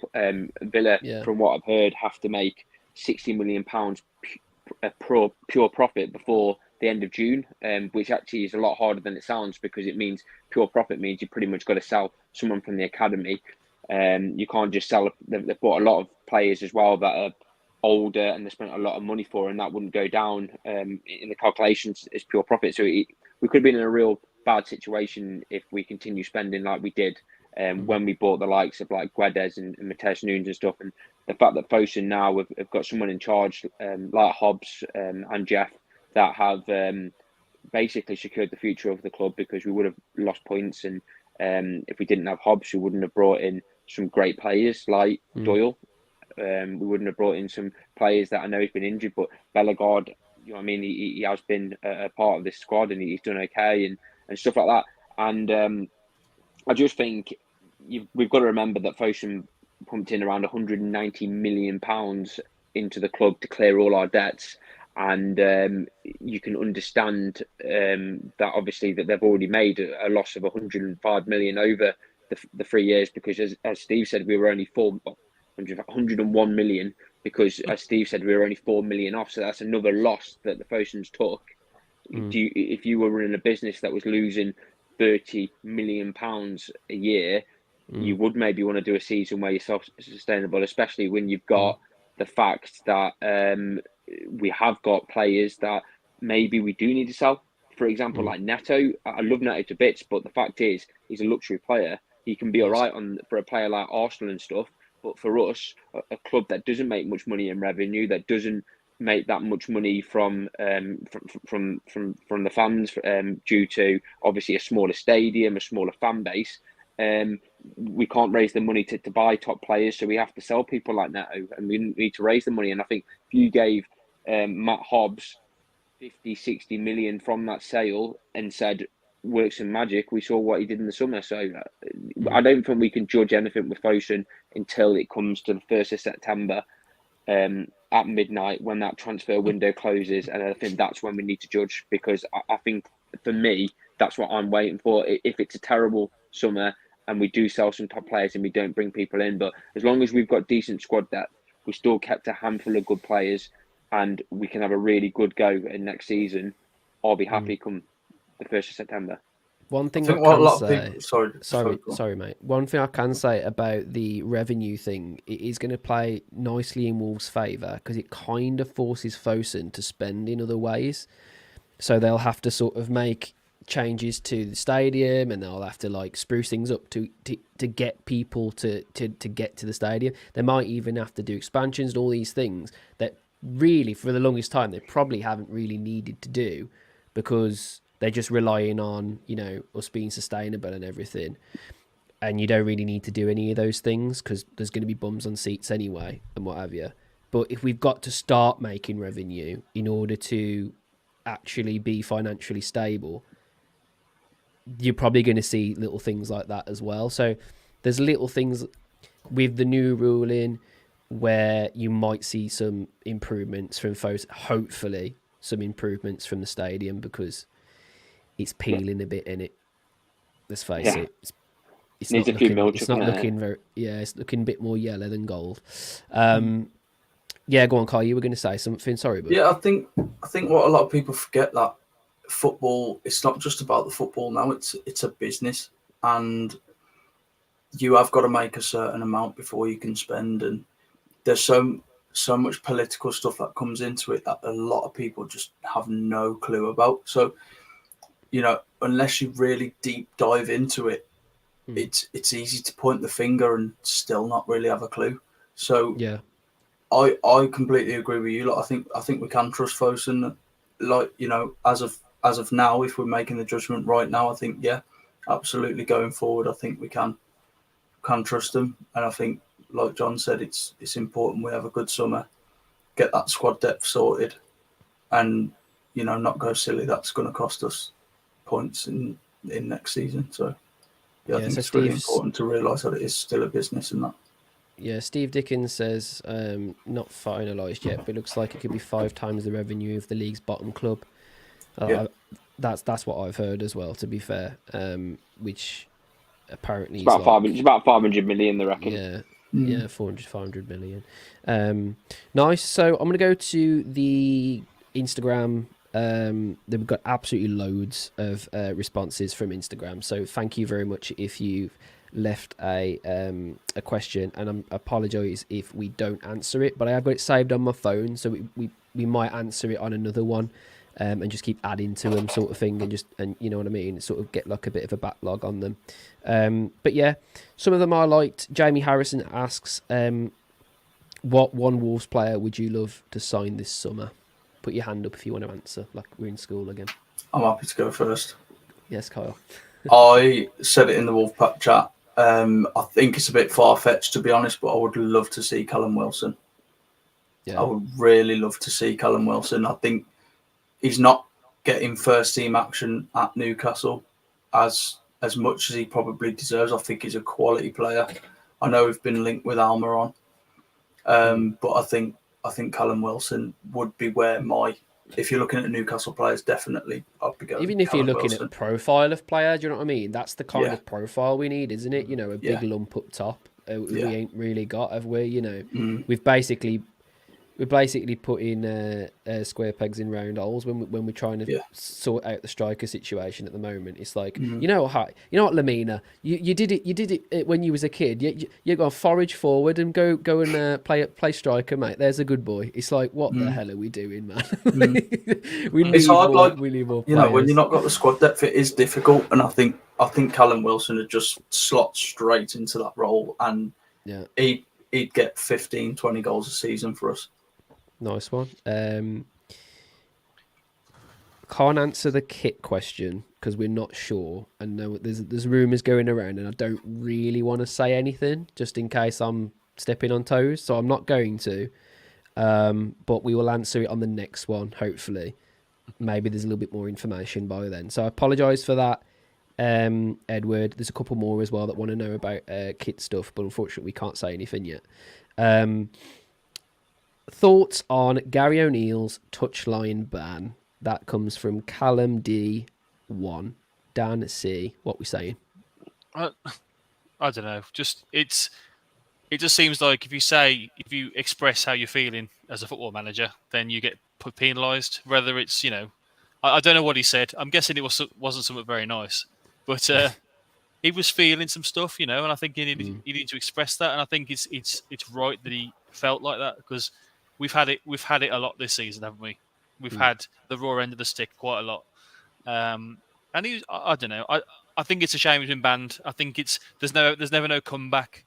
Wrong decision. Yeah. We get a tap on the head and I'm sorry about that. There's never any accountability on their part. So I think that I was saying that to Kyle. They need to literally just interview him at the end. Like, why are they so protected? They go in their little room and put the kettle on, and then you go, oh, excuse me, can I just talk to you about just stealing points of us again? That sorry to step on any toes, by the way, but my job is in kind of jeopardy. But I won't swear and I won't call you this, that, and the other. It's like, what are you expecting, bro? Like, you literally took so many goals off teams this season. These goals are going it's a good job that Wolves have managed to score as many goals as they have, because if we had all of the VAR stuff go out against us and we've been performing the way we have just recently, apart from that Luton game, we'd be down there fighting and those points would have literally mattered. Do you know what I'm saying? Yeah. The first game of the season, that's 3 points. That's at least a point dropped from that penalty decision against. But Burnley, they got the penalty. Burnley for pretty much carbon copy of what happened. You can't do it every week, though, can you? Come on. But Howard Webb said that the West Ham goal was disallowed because of consistency. So which made me laugh. So yeah. Anyway, that actually got said. Yeah. He said because if you stand in front of a keeper and you block his line of sight anywhere in the world, that isn't a goal, despite the fact that the keeper was getting nowhere near it anyway. Yeah. Nice one. I didn't realise that's what had been said. That's Wow. That's genuinely what was said, and to be fair, it's one of them really where you can kind of see what they're thinking and sort of thinking about, but I still don't think they should have intervened, man. So are they going to get it consistently wrong? Yeah. Do you know what? Any kind of consistency would be right for me. It's subjective. So someone's going to get it wrong, someone's going to get it right. And when they get it right, they're going to talk about it for weeks. And when they get it wrong, they're going to bring out one video for 2 minutes while Michael Owen talks gibberish over Howard Webb, who's just standing there thinking, whatever I say, it don't matter. Do you know what I mean? That guy, literally, I'm going to make a video short of it because it is absolute the funniest thing I've ever seen. He actually outright said they want to see goals. That's what he said. We love goals. We want to see goals. Well, that's funny, that isn't it, Howard? That's fantastic. What? Because from where I'm standing, you don't love goals, mate. You very much don't love goals. You like a bit of controversy, like you're watching some soap opera. Do you know what I mean? It doesn't. It's not football. It's not football anymore. I'm gonna chant it every single time we go because it ain't football anymore. The Wolves come to this. Yeah, Kyle. The Wolves Way on Instagram said predictions for the last games of the season. John, go. So I think you're definitely going to beat us, but I don't think it will be as easy as some people are making out. because we usually play well against Man City, don't we? I think remember last season when we played him and we had that really dodgy decision with Matinho where they said it hit his arm. I think something real, but it was his chest, wasn't it? I think it was. I think we'll have some real dodgy decisions, which is probably not surprising for anyone. Have you seen the state of the officials for that game? Oh, that's what I mean. It's unbelievable. Yeah, Atwell's going to be having a field day in VAR. It's like the so yeah. It's like Lauren and Hardy, basically. Isn't it? Yeah, it's like there's some comedy it's gonna be duo. terrible. Anton Deck. What will happen is that they're going to give loads of penalties to him, and then when we deserve to get a penalty, they're going to pretend they didn't see anything, or they're just not going to check it. But I generally think City will win, but I think it'll be like 2-1. I think we'll actually be in the game, but we will lose it. I think we'll get a draw against Palace because I think Palace are a different kettle of fish at the moment. They've got some good players come back from injury, especially Elise, and the new manager has got him playing some good football. So I think it'll be 1-1. And then, I don't know why, but I feel like we might get an upset against Liverpool because I think Klopp's gone. They're going to be a bit upset. Can you imagine that, mate? That would be... If they lose the next couple of games, I think we've got a good chance because recently we've been like that's... season or two we've been doing all right against Liverpool, so I think maybe we'll get something out of that. Maybe a draw, maybe 2-2. I think there'll be goals. Salah versus Klopp round 2. I think some of their forwards just ain't scoring, are they? Like Darwin Núñez ain't scoring, which isn't new, but he looks trash at the moment. Darwin Núñez does. Salah obviously not come back properly from his injury. Do you know what I mean? Gakpo isn't scored, so I think we've got a good chance of getting something out of the game. And their defence looks a bit shaky, so it looks a bit slow. So yeah, I think if we get what we've been told, Neto could be back for Palace. It's a completely different ball game, isn't it? Neto, Hwang, and Cunha up front. I mean, the centre backs have nightmares about them three. Yeah, but you know what'll happen? They'll all get injured. Yeah, they'll all get injured in one game. I think if we can take 3 points from the last couple of games, last few games, I think we'll be more than happy with that. Yeah, we always do alright against Palace. You never know, we might get a cheeky 3 points. They look different under that new manager, though, don't they? They look threatening. They look good. That Elise is quality as well, and Eze. Yeah, he won't be there next season, so we'll go back to beating Palace again next season. They're gone. They are, yeah. United will have them. Same as Morgan Gibbs-White, though. Do you know what I mean? Like Forest are absolutely loving the fact that they've got Gibbs-White and everything, and he's literally kissing the badge and doing all this, but he's literally gone next season because they have to sell a big asset, and he's the only asset they've got. Well, I wouldn't mind that. We talk about one player, but I wouldn't mind that striker. I know he's been out injured, but when Wanye, Liam Keane says that's the one signing that he wants to make. Liam Keane said that on the podcast. That guy from Luton's all right as well. That number 11, what was his name? He did right when he came on. Carlton Morris. Oh no, you're on about the one from Warsaw that played for Warsaw. Adebayo. Yeah, him. Yeah, he came on. He looked like I think he looked class. I think. I've said this already. We need a unit that's just going to sit up front and just be a nuisance. A bit of Diego, basically, just get Diego Costa back in. Unit, I think it has to be a quick unit because I think it has to flow with how they play. So we need someone. Like for me, I know we keep saying it, but we can't afford him. But Solanke would be like something like that. Oh yeah, still a big guy, still can header and stuff, but still quick. I think he'll go to a big club though. Yeah, he's been linked to West Ham and he's been linked to Tottenham, but it's not as big as I thought. The money, like they said, 50 million, which when you think like we kind of nearly paid that for Cunha, like I was expecting him to go for a bit more than that. But then he's getting a little bit older. I think he's 27 in the summer. He'd be good at Spurs. Yeah, he would be. I think that's a good team for him for sure. He'd be better at Wolves. Yeah, definitely. I mean, come on. We're going for Europe next season. Yeah. Right. I've actually got a question about Europe next year. It would be it'd be a great clip, wouldn't it, if we look back at this and like next season, bosh, we're in Europe and like everyone's making hot takes about it. Like, well, what are your predictions for next season? Where do you reckon we'll finish? That's another question.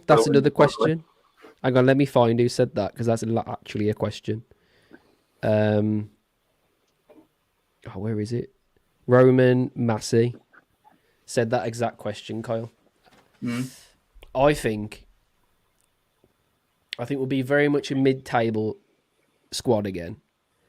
But if Fosun give us a few more players, in one way or another, and we just what's been annoying for me is obviously because we've got such a small team, we've had to overplay players, and it's just destroyed them. Like Neto has literally got barely any legs left, as you know. Like both of his hamstrings have gone. Like there's not much more that can go wrong with his bloody legs, is there? His knee went as well.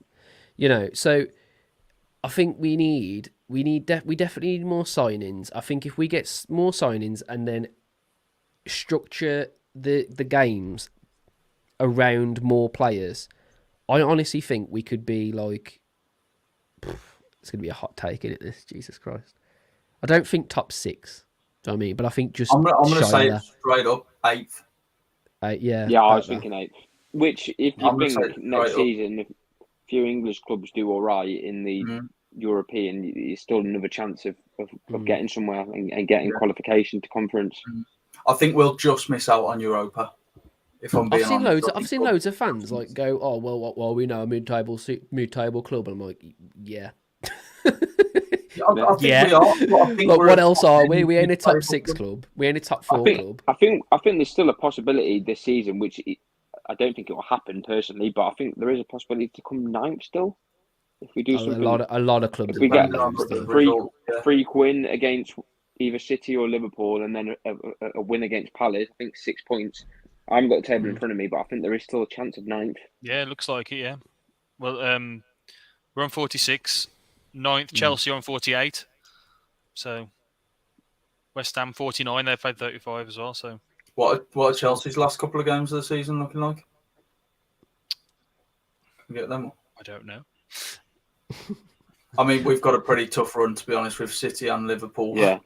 So I think if we're hoping for 9th, we've got to pull something special out of the bag there. Yeah, I don't think it'll happen. I think we'll probably end up at 11th or something.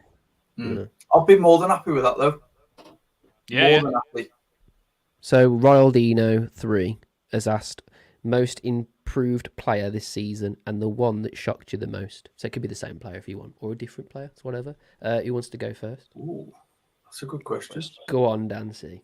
I think Wang, because I remember last season when we were changing the words to his chant because he wasn't doing so very well. But this season, he's just his strength and his speed. The speed I didn't know he had. I didn't know he was that fast. And I mean, in that last game against Luton, he was bloody quick, wasn't he? And I was thinking, what the hell? Where's he got that from? But he's strong as well. That's the thing. He's fast, but he mixes it up a bit, which I like. I mean, Cunha's great as well, but he hasn't got the strength of Wang. He seems to sort of get knocked over very easily. I think Wang. What I like about him the most is he's very composed. Like the amount of times you see him bearing down on goal. Every other player that plays for Wolves in that situation, you're like, oh God, here we go. Where's it going? Rosed or you saw that Newcastle goal where he just the time seemed to stop and he just touched it just that. Yeah. And that turn that he's got, it's ridiculous, isn't it? He's so composed. That composure, honestly, is worth so much, man. And if that's what like Leeds were looking at, like a few seasons ago, maybe that's what Leeds were looking at. Do you know what I mean? Because I was always thinking, like, what the hell? Why do they want Hwang, man? He's like the last thing that I saw Hwang do last season. That was the worst thing I've seen ever. Was when the Newcastle got that goal against us when he just cleared it into like the most dangerous place on the whole of the pitch when it was literally the last minute.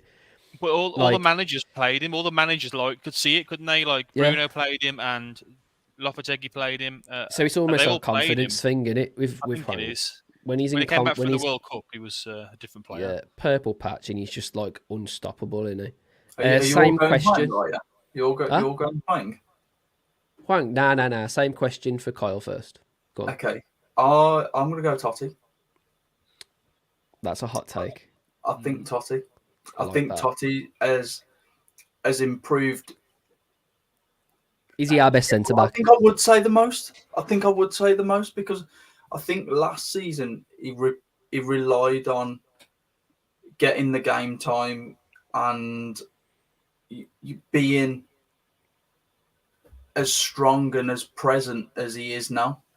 And I think being under Gary O'Neill, I think he's brought out a different side to him. And I think it's a huge step in the right direction. Like, he's getting a bit further up the field. He seems calmer on the ball. Yeah. His footwork's getting a lot better. You know, I think the little details is patched him up quite quickly. And I think that has made like a really big step forward. But I completely agree with what you're saying with Hwang as well, by the way. John, what about you? Same question. So yeah, I was instantly thinking Hwang and Totti as well. But for me, if I look back at the end of the season and if I look back in the transfer window where we didn't have any money to spend and we were just getting free agents and everyone was panicking because there's only a couple of weeks left, everyone was saying the same thing. Cunha's a great player, but we spent too much money on him. And now you think about it and you think about the return he's got, and no one's really saying we spent too much. To a point, they're saying he's a £40 million player, but he's Brazilian international. We could probably put him on the market for 70 mil, I reckon, if someone came in for him. But if Arsenal came in for him, for example, Wolves would ask for 70 mil. And that's the kind of player he is now. And the goals he's getting, and I think it's not just all about his all-round game as well. I just think about what he brings to the squad. He's always happy, and I think he's just one of those players that just makes the people around him play better. He's got a feel-good factor to him. I think he's definitely improved squad morale, for sure. Yeah. Definitely. And he's definitely improved his shooting. If you look at United, he couldn't score at the first game of the season, and now, you know, when he's got the ball in the box, he's going to have a really good go at it. The goal I was thinking about that. Goal. I was thinking about that the other day. You know, he had that goal against West Ham. If you watch the United game, he literally gets through in the exact same action, like just a nice ball through and everything, and he's literally just got to put it underneath Onana. And like, he did that against West Brom because he had the confidence. If he goes into the season next season and he's confident, mate, I'm excited for Cunha. I am. And that's the difference between Gary O'Neill coaching and maybe a different manager that could be in there. I think Gary really develops players, and that's why I'm not going to judge any of the signings too quickly in the summer because you just don't know what Gary can do with them. If we bring someone in that maybe like Adams, that maybe hasn't got the craziest of stats, the best of stats in the Premier League, you never know what Gary could do with him. So I'm not going to judge anything for at least a few months because, as I say, he transforms players. I'm going to throw a bit of a controversial comment out with Cunha. I do think he's improved massively, and I do think people are starting to see him in a different light, so I absolutely agree. For me, though, he can still be a little bit lazy, and it doesn't always seem like he's triggering that press that we need up front, as well. If you compare him to Hwang does that 9 times out of 10, and Cunha just seems to but I think he can give up a little bit. I actually think if that's the system Gary's got him playing, where Hwang goes and Cunha sits more in that number 10 role. Yeah. Because Kyle basically he plays a little bit like how Kane did for Spurs, where he literally sits on the line, you know, messes with the midfield a little bit, and then he'll get forward. Then where the wingers get up the pitch, if the wingers ain't getting up the pitch, he's not one of these players for me who is a 9 anyway. So we shouldn't really compare him in that department for being a striker. In my opinion, he's a 10. He should sit in front. He should sit behind because you saw that ball he played for Hwang against Luton, and then the power he had to the thing he had to do. I think he's been very clever there, to be honest, with that Hwang goal against Luton. I think he's been very clever because if you watch him, he's looking that way, and it must be Hwang signalling to him, I've got loads of space, just give me the ball, and he actually turns around and plays it to Hwang. So that decision making on the spot, it's not easy to do that. So I do think he's adapted that side of his game as well, like his decision making in the final third. I don't think he's as rash anymore. His player is Aït-Nouri. Because literally Lopetegui went, they like him. not keen on him, man. Like he's lazy. Do you know what I mean? It's what he said in interview. Oh, he's lazy. Do you know what I mean? He comes in with his hoodie on and that and blah. And I saw a lot of people like Connor Cody say as well that like he was really shy. You know, if he never talked to anybody or anything. And now you're seeing that. You know, he's working with a media team and working with like kids and that. And that's not something you'd ever see with Aït-Nouri. Do you know what I mean? And I think Gary O'Neill's done that. You know, put an arm around his shoulder and go, you know what? Play wherever you want, mate. Because I can see the technical ability that you've got. I mean, you could literally say, at one point when we had loads of injuries, he literally carried us. Like, how has he done that, really? As a player, you know, with his kind of ability. Still young as well. To play as a left back and then go, yeah, I'll play as a winger. And, you know, it's just one of them. Like, for me, the most improved player, and I think there's a load that are close, to be fair. So I don't think it's like one of those where he's like way above everybody. But the most for me is Ryan Aït-Nouri. I don't want him to go, man. I really I feel like he's one of those players like he'll get in any side. When Matheus Nunes went, I was like, yeah, he was going to City, but he's just going to sit on the bench when what's his name's back, Kevin De Bruyne, and this is what happened. Kevin De Bruyne came back, and he's just sat on the bench, and he just plays a game every now and then. I think Aït-Nouri goes to any squad, and he basically gets straight in. It's like Neto. Neto for Arsenal, when Saka's having a bad game, he plays. That's do you know what I mean? So it's like one of them where, like, yes, I would agree with Steve when he said about getting rid of big assets. But when you get get rid of an asset where you basically can't replace, I don't know a left back who's that versatile that we could get after selling him. I agree with that. I think we can afford to probably lose Neto. I'd even sell Joe Gomez. We can afford to lose Aït-Nouri. I think that's the difference. The only thing with Joe Gomez is I think his partnership with Lamina, it's hard to find that partnership, and I think the fact that we found it. I know, but if you have to sell a high asset out of Neto, who basically carried us for the middle part of the season, assist king, you know what I mean, scoring massive goals. He basically carried us against City. We wouldn't have won that game without him. You know what I mean? So, like, the big games he showed up for, Neto, I think you miss him if he goes. Just his injuries, though. His injuries, you can't. Yeah, but if you get more wingers in, say Chiquinho comes back, right, and you've got more people to play in his position when Neto's absolutely like blowing out his arse, you can just be like, right, you know what, Chiquinho, you can play in the next couple of games. He's knackered. He can't play. This season, they just had to play Neto. We had no choice. We literally had no choice. Next season, we might have, you know, some more wingers that can play there. And then Joe Gomez, like, I wouldn't want him to go. He'd be my second player that I wouldn't like to go. But Aït-Nouri's my one for me. Number one for me, if I had to sell someone to make money, would be Kilman. And that's just because 100%. Nothing against him too much as a player. It's just that I think he's at that age now where a year or two, his value's going to go down. Maybe you don't want to keep holding him too long like we did with Traore. Obviously, in the end, went on a free to Fulham. Like, I think he's at that perfect age now where you can make some big money from him. Not massive, but do you remember when Napoli came in for him? I think maybe you will get around 40 million. Whereas I think Gomez is so young still. Nouri's still so young. Neto, yeah, maybe he's a player that I would sell, but he's still young. Whereas Kilman's at that point now where I think in the next year or two, his value is going to go down because of his age. So now's the time to sell him. Yeah, I agree. I think he's 27 in a few months. I haven't rated Kilman.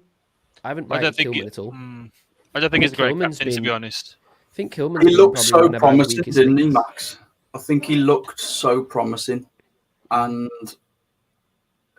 I think we've all been a bit like, we expected just a little bit more stability. when it comes to Kilman. I think obviously he's he had literally turns big like a shopping hasn't he? trolley. He Yeah. turns You can like a tell. shopping You can trolley. tell Dawson does a lot of heavy lifting with that partnership. Dawson tells him what to do, and he does it. Mm. I think when they're playing together, they're really good. But I think on his own, he's, not the best, and certainly not as a captain. I don't think he's vocal enough. The thing is what do you do with him? Because you sell him to like a United or something, and it ruins him as a player. Basically, you look at Maguire. You'll basically ruin him because he won't. He's a player that doesn't do well when he's not confident. So what do you even do? What do you do with him? Really? Don't think we are. I don't think he will. I think they'll keep him. I don't dislike him. So he's pretty defendable in that 3. I think he's all right.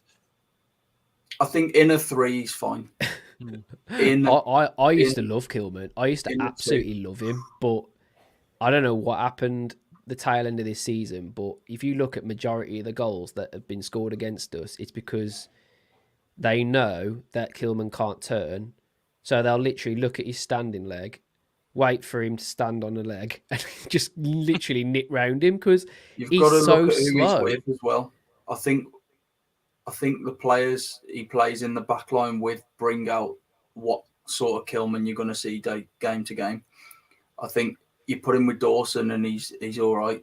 I think the biggest mistake we made was giving him the captain's armband, if I'm honest. I agree, completely agree.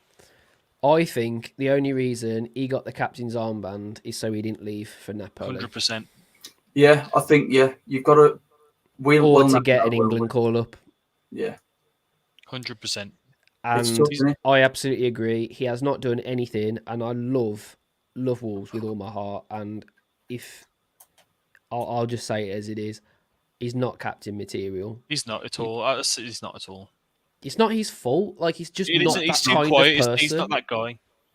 He's not. I think we'll bring someone in with experience, and I think we'll probably see another positive side to Kilman. I think he's had a bit of a rough ending to the season, if I'm honest. Like the second half of the season, especially. I think, like we just go back and say when he was paired with Dawson, I think you see one side of him that is positive, and then you kind of leave him to his own devices where he's got to try and remember what Dawson used to say to him. It's a bit of it's a big ask for him, and like you say, it's not his fault. No. I mean, he's played every minute of every game so far, so he's a workhorse. I get that. Maybe I'll judge him. I'll judge him more next season when he's got someone with him. You know what I mean? Yeah, I think that is a big factor. It's who, does Dawson come back, and what sort of Dawson do we see when he comes back from injury? Is he too old to recover from an injury and be the player that he was? Or is he the same experienced Dawson that we see?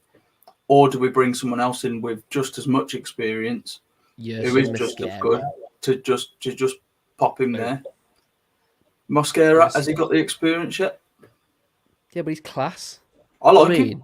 Don't get me wrong, I do like him. And the thing is, he was class when he played for Wolves. He just needed a loan just to polish him a little bit. But he was awesome the first game he played. It was just the fact he got injured, which is just the Wolves' curse, apparently. Yeah. Don't play for Wolves because you'll end up with no legs. Yeah. It's tough, nice isn't it, one. Kilman? It is a tough one. Right, guys, I'm going to just sort of close things off now, basically, if that's cool. It's been an absolute pleasure. I know we ran over the initial time, but I liked how we carried on after Steve. Got to talk about other bits that we didn't get around to talking about. Next game is Man City. I will be doing a watch along for that, which could be disastrous or it could be like the best thing that I've ever done in my life. 3 points. I'll watch 3 it points. like 1,000 times. Yeah. Trying to think what else. Obviously, not next Wednesday. The Wednesday after is the next Wolfpack podcast live. It is literally a tongue twister. I'm not even going to lie. I said it earlier and I was like, oh my God, I'm not going to be able to say that. There we go. Bash Kyle. Love that. So 10 times. But yeah, it's been an absolute pleasure, guys. Obviously, if you're looking on YouTube, give us a like, give us a subscribe. If you're over on Facebook, like the page, follow us over on X/Twitter, give us a follow, all of the cool things. And if you're on Spotify, which is the first episode for this one, rate us 5 out of 5 because I'd be really subscribe. appreciative of that. Can you subscribe as well? Dan, I'm Yeah. so out of touch. I'm so out of touch. I know a bit about some stuff. Spotify, you can subscribe, press the little bell thing. That was the one earlier when what's his name was Tom was talking about TikTok, and I was like, oh my god, if he asks me to do a TikTok, I will literally be like, what am I doing? I would literally like a granddad trying to operate like a television or something. Yeah, so if there's any 14-year-old Wolves fans who want to join the Wolfpack, Just be there, go, what? Where's the button that uploads? You know what I mean? That would be me for like, yeah. So we have got TikTok apparently, but am I going to upload to that? Probably not, because no one wants to see a middle-aged man trying to pretend to know what TikTok is, because I have no idea, to be honest. I know it's like a short thing, but YouTube Shorts, you know, we've got that. We're doing things on there. Anyway, that's been great. I love that. I think John's... By the way, I think John's phone died. That's why he's not here. Someone rang him, apparently. Someone rang him. And I think he's okay. I think he's okay, so don't worry. He's all right. But yeah, thank you very much for watching, guys. Listening, if you're on Spotify. I appreciate you all. We all do. And we'll see you on some more content with the Wolfpack. I've been Dan. I've been Kyle. Me too. You've been Kyle as well. This is July. I've been Dan as well. Oh, Dan, I got you.